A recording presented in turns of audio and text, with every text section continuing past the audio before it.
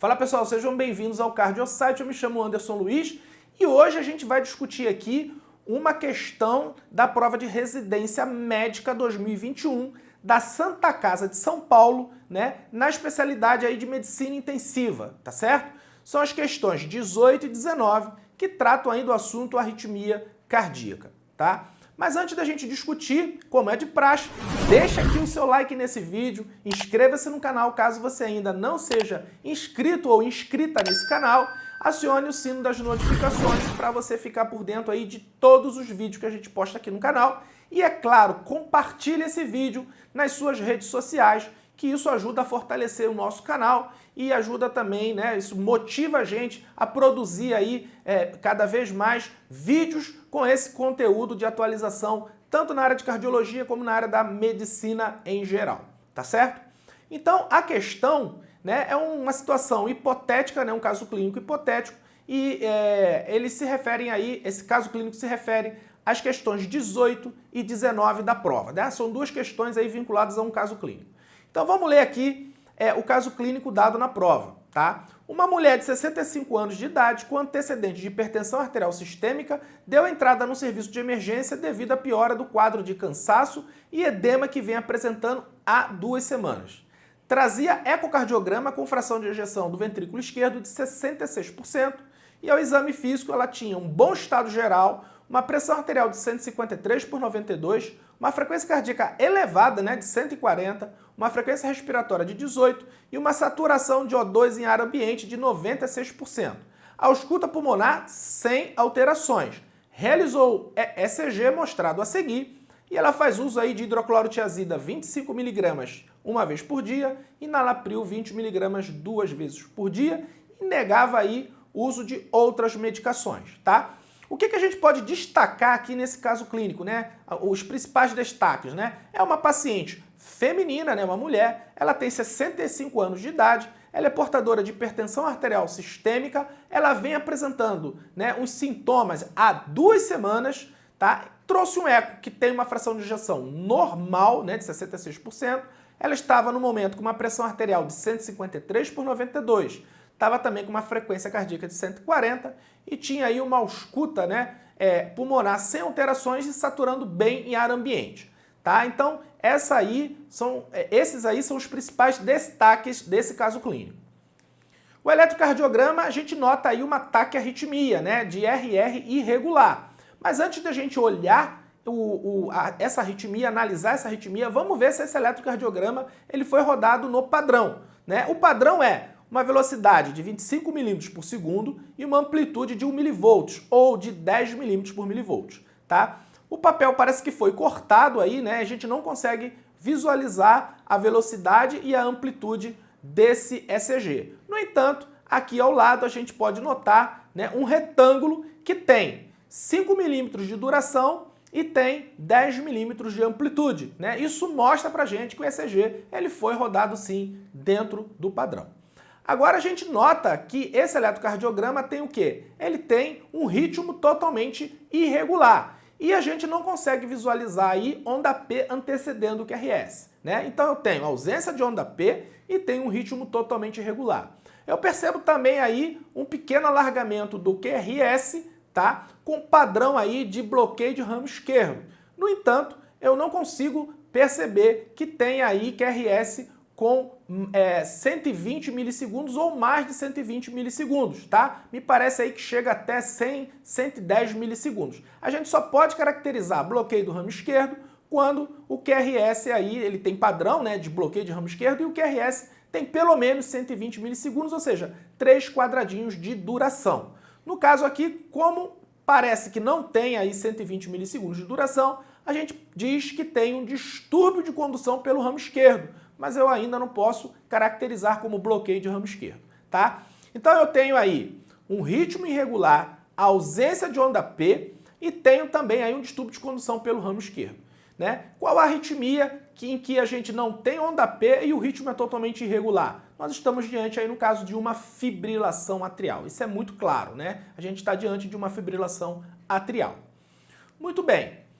Toda vez que a gente estiver diante de uma fibrilação atrial, né, a gente deve fazer aí um score de Chades-Vasque, né? Esse score de Chades-Vasque vai dizer para a gente se esse paciente tem indicação ou não de anticoagulação, né? Para isso a gente vai pontuando aí de acordo com o que o paciente apresenta. No caso aí dessa paciente, né, a gente pode destacar que ela é uma paciente hipertensa, ela tem 65 anos de idade e ela é do sexo feminino. Então ela ganha aí 1 ponto em cada quesito desse, né? O que soma aí 3 pontos, tá? E aí, quando é que a gente indica anticoagulação, né? Com quanto de Chades-Vasque a gente indica anticoagulação para o paciente portador de fibrilação atrial? Muito bem, para pacientes com FA não valvar, com Chades-Vasque maior ou igual a 2 para homens ou maior ou igual a 3 para as mulheres, né? Esses pacientes têm indicação sim de anticoagulação. No caso aqui, cabe aqui esclarecer o que é uma FA não valvar, né? Uma FA valvar é toda a fibrilação atrial em que o paciente tem uma prótese mecânica, né? Uma prótese lá, pode ser aórtica, pode ser mitral, né? Mas que seja mecânica, ou aquele paciente que tem estenose mitral de moderada a severa, tá? Então, FA valvar é aquele paciente que tem fibrilação atrial com uma prótese mecânica, ou ele tem uma fibrilação atrial com uma estenose mitral de moderada a severa. Todos os demais pacientes, né, que não se encaixam aí nessas duas condições, têm FA não valvar, tá certo? Então, FA não valvar nada mais é que a fibrilação atrial em que o paciente não tem prótese mecânica e não tem estenose mitral de moderada a severa. No caso dessa paciente, ela traz um eco aí normal, tá? Ela não tem estenose mitral, né? No eco não mostra, e ela também aí não tem prótese mecânica, então ela se enquadra como FA não valvar. E a indicação de anticoagulação para essa paciente é um Chades-Vasque maior ou igual a 3, né? E a gente viu lá que ela tem 3 pontos no Chades-Vasque, então ela tem indicação de anticoagulação, tá? Cabe destacar aqui também o seguinte, né?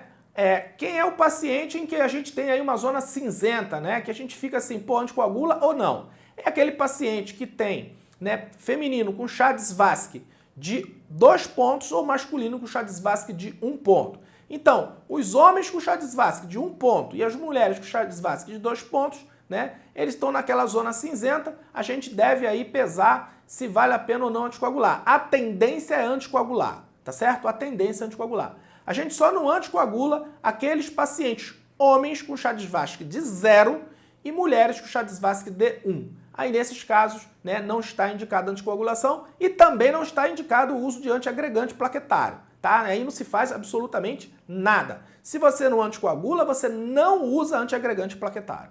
Ok? Muito bem.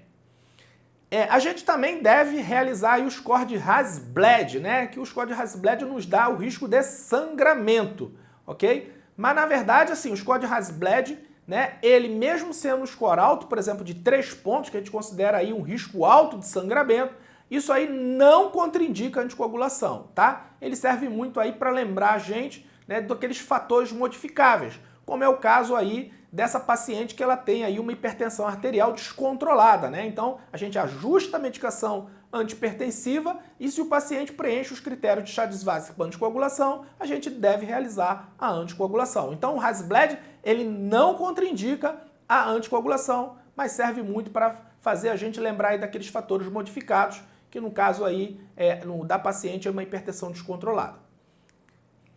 Muito bem. E aí você pode perceber que naquele caso clínico ela já vinha há 2 semanas com sintomas. Então, na diretriz brasileira de fibrilação atrial, né, os pacientes com FA com duração maior que 48 horas, né, esses pacientes devem ter o controle da frequência cardíaca, tá? Devem ter o controle da frequência, né? A gente não deve cardioverter os pacientes aí que chegam com uma fibrilação atrial na sala de emergência com mais de 48 horas, tá? Então aí controle da frequência cardíaca, a gente vai fazer o Chades-Vasque para ver se esse paciente tem, né, indicação de anticoagulação. Se tiver, anticoagular esse paciente e aí a gente, uma vez controlada a frequência cardíaca desse paciente, a gente mantém aí a anticoagulação, né, para o resto da vida, né? Claro, desde que preencha lá os critérios de Chades-Vasque, tá certo? Uma outra opção também que a gente pode ver depois, né, depois que controlar a frequência cardíaca do paciente, é o controle do ritmo.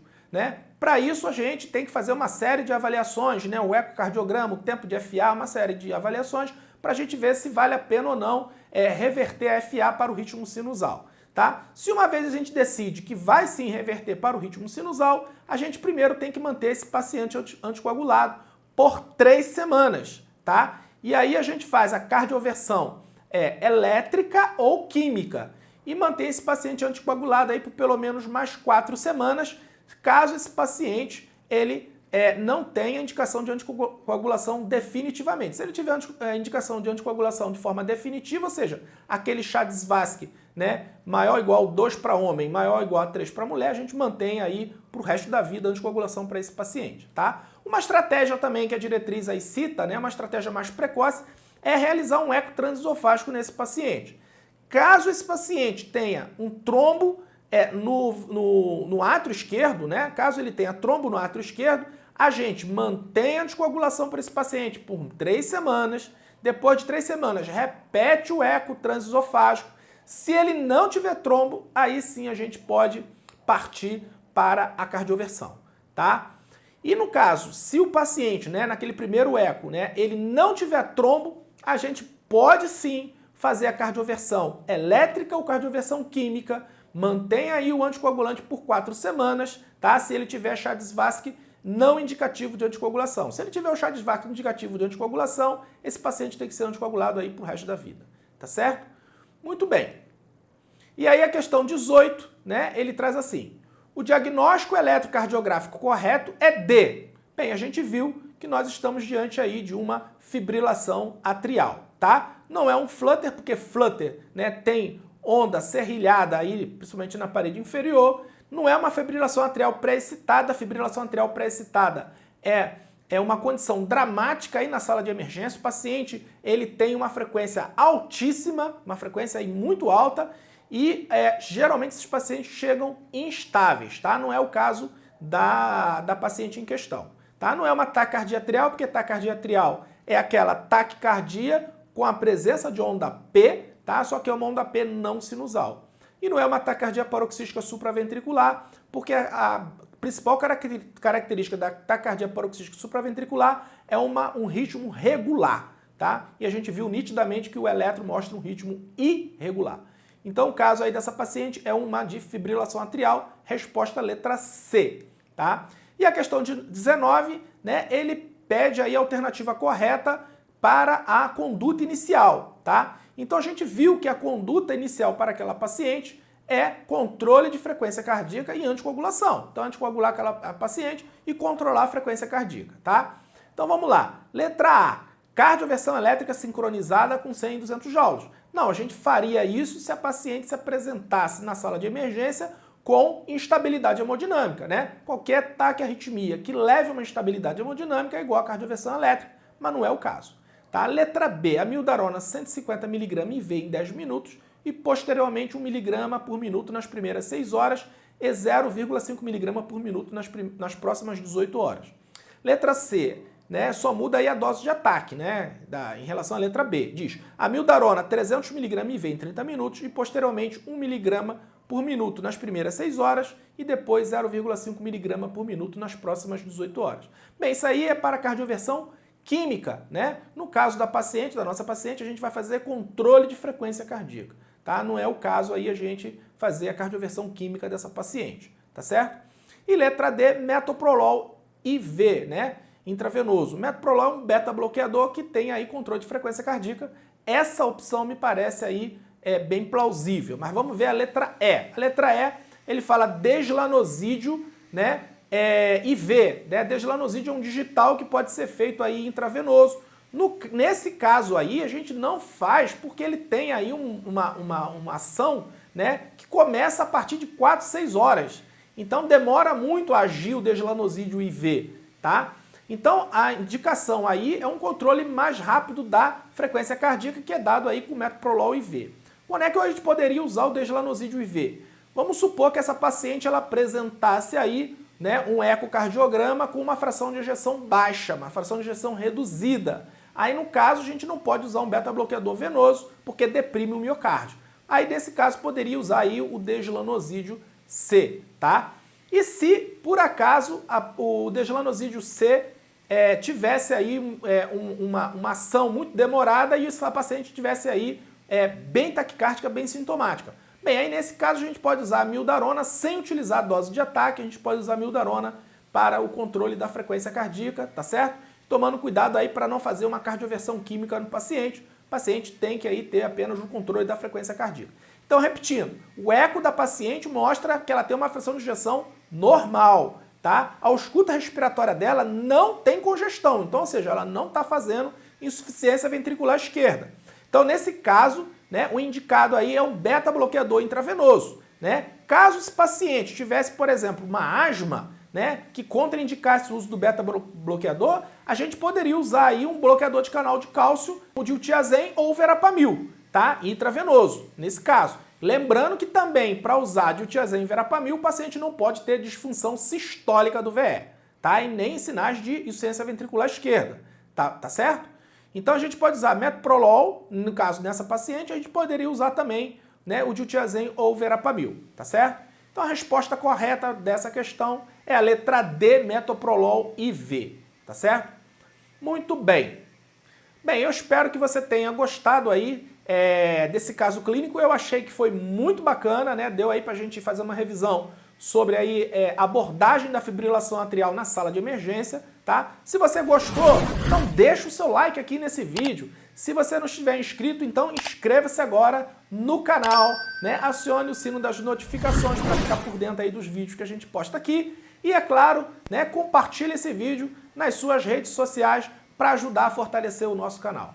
Mais uma vez, eu espero que você tenha gostado. Um meu forte abraço e até a próxima.